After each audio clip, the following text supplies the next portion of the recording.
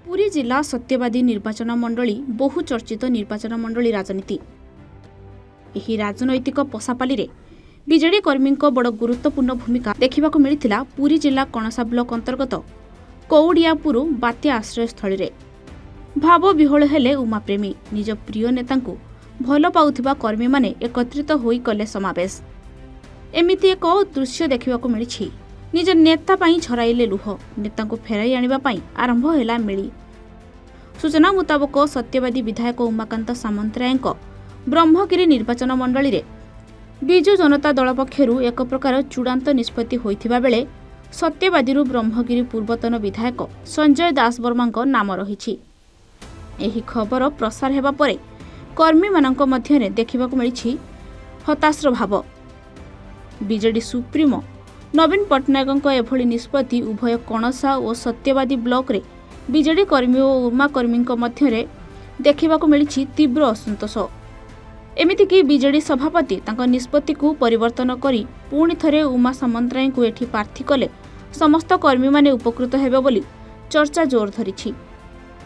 अन्यपटे संजय निष्पत्ति क्रमे देखिबाकु मिली कणसा अंचल रे बिजु जनता दल को बारंबार आक्षेप करी आसुथिबा किछि पंचायत स्तर नेता नहीं मिश्रण पर्व जहाकु नहीं सह्य न करी असंतोष जाहिर करिसेंती बीजेडी कर्मी। एमितिकी बिजु जनता दलर समस्त कर्मी को अणदेखा करी सेमानंक पक्षरु कोनोसी मत न लोड़ी एभली निष्पत्ति नैथिबारु संजय उपरे मध्य खपा होइछंती।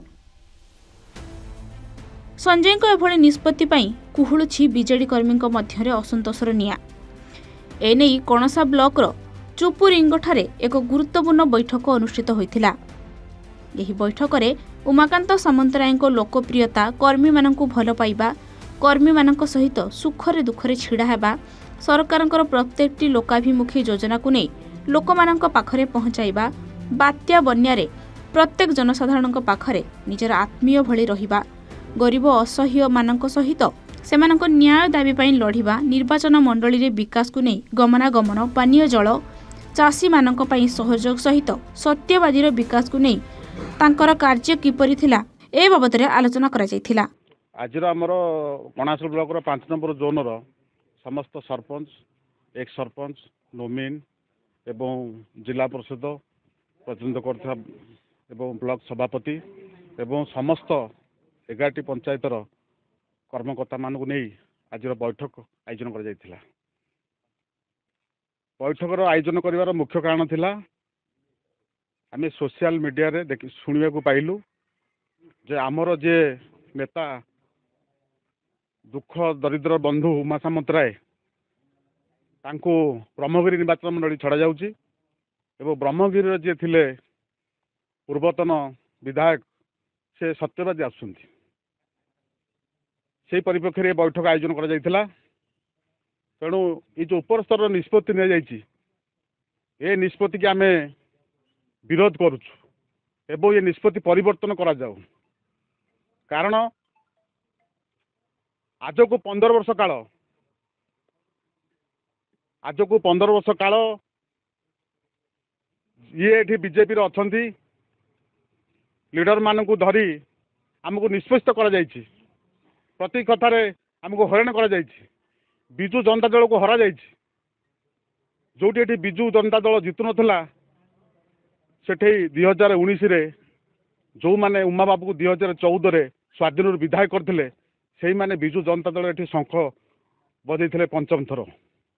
किंतु ये जो उपरस्तर निष्पत्ति दिया जायछि ये निष्पत्ति की परिवर्तन करा जाऊ नचेत आगामी दिन रे कणास ब्लॉक 28टी पंचायत सत्यवादी 22टी पंचायत प्राय 50-60 हजार कर्मी की नहीं आमे राजा रास्ता को बाहरबू।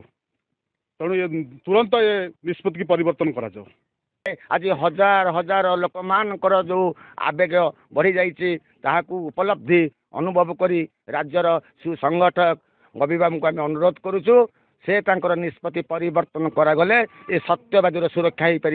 मु मोर व्यक्तिगत 24 वर्षर अनुभव अनुभूति घोषणा रखुची। जय श्रीराम, वंदे मातरम, भारत माता की जय। चेष्टा चलते सफल गांधी आदर्श रे अनुप्राणित होते से अनुसार देश को अहिंसा भाव में हिंसार आश्रय न नहीं केमी देश को शासन करा जाई पारिबो ଏବଂ ସ୍ୱାଧୀନ କରାଯାଇପାରିବ ସେ ଚେଷ୍ଟା ମଧ୍ୟ କରିଥିଲେ। ତେଣୁ ବର୍ତ୍ତମାନ ଦୁଃଖ ଏବଂ ପରିତାପର ବିଷୟ ହେଉଛି ଆମର ଯେଉଁ ମାନ୍ୟବର ମୁଖ୍ୟମନ୍ତ୍ରୀ ଯେଉଁ ନିଷ୍ପତ୍ତି ନେଲେ ସାଧାରଣ ଜନତାଙ୍କ ସହିତ ବା କର୍ମୀମାନଙ୍କ ସହିତ ବିଚାର ବିମର୍ଶ କରା ନ ଯାଇ ଯେଉଁ ପରିବର୍ତ୍ତନର ଚିନ୍ତା କଲେ, ପରିବର୍ତ୍ତନ କ'ଣ ପାଇଁ କରାଗଲା, ଏଠି କ'ଣ ଜନତାଙ୍କର କ'ଣ ଭୁଲ ରହିଲା ବା ନେତାଙ୍କର କ'ଣ ଭୁଲ ରହିଲା ତାର ତର୍ଜମା କିଛି କରାଗଲାନି। ହଠାତ୍ ସେଠୁ କୁହାଗଲା ଯେ ସତ୍ୟବାଦୀ ବିଧାୟକ ବ୍ରହ୍ମଗିରି ଯିବେ ଏବଂ ବ୍ରହ୍ମଗିରି ବିଧାୟକ ମଧ୍ୟ ଏଠାରେ ପ୍ରାର୍ଥୀ ଭାବରେ ନିର୍ବାଚିତ ହେବା ପାଇଁ ବିଜୁ ଜନତା ଦଳ ତରଫରୁ ପ୍ରସ୍ତାବ ଦିଆଯାଇଛି। ଏ ପ୍ରସ୍ତାବ କ'ଣ ପାଇଁ, କାହାର ସ୍ୱାର୍ଥ ପାଇଁ? ନା ଦଳର ସ୍ୱାର୍ଥ ଏଥିରେ ପ୍ରତିପାଦିତ ହେବ ନା ଜନସାଧାରଣଙ୍କର ପ୍ରତିପାଦିତ ହେବ? ଏହା ପୁଙ୍ଖାନୁପୁଙ୍ଖ ଭିତରେ ବିଚାର ବିମର୍ଶ ହେବା କଥା। ଲୋକମାନଙ୍କୁ ଅଣଦେଖା କରିବାର ସମୟ ଏଇଟା ନାହିଁ। ଯେହେତୁ ବିଜୁ ଜନତା ମାନ୍ୟବର ମୁଖ୍ୟମନ୍ତ୍ରୀ ସବୁବେଳେ କହିଛନ୍ତି ଓଡ଼ିଶାର 4.5 କୋଟି ଜନତା ହେଉଛନ୍ତି ମୋର ପରିବାର, ତେଣୁ ସେହିପରି ସତ୍ୟବାଦୀର ଅଞ୍ଚଳବାସୀ ମଧ୍ୟ ତାଙ୍କର ପରିବାର। ତେଣୁ ପରିବାରର ମୁଖିଆ ହିସାବରେ ସମସ୍ତଙ୍କ ସହିତ ବିଚାର ବିମର୍ଶ କରି କ'ଣ କରାଯିବା ଉଚିତ, କ'ଣ ନ କରାଯିବା ଉଚିତ, କ'ଣ କଲେ ଭଲ ହେବ ବା କ'ଣ କରିବା ଉଚିତ, ସେ ଚିନ୍ତାଧାରା କାହିଁ ନିଆଗଲା ନାହିଁ। ତେଣୁ ସେଥିପାଇଁ ସମସ୍ତଙ୍କ ମନରେ କ୍ଷୋଭ ମଧ୍ୟ ଅଛି। ସତ୍ୟବାଦୀରୁ ବିଶ୍ୱଜିତ ପଟ୍ଟନାୟକଙ୍କ ରିପୋର୍ଟ A1 ଓଡ଼ିଶା।